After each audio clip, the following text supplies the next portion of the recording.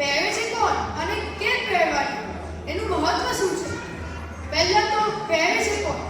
ભૂતકાળમાં જનોઈ પહેરવાની છૂટ સૌ કોઈમાં